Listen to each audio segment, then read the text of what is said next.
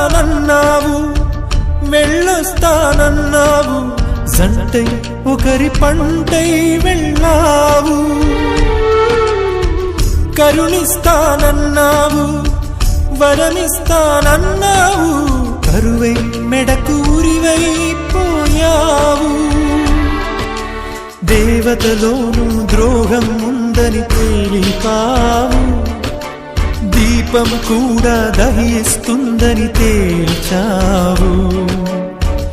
ఎవరిని నమ్మాలి నన్ను తప్ప, ఎవరిని నిందించాలి నిన్ను తప్ప.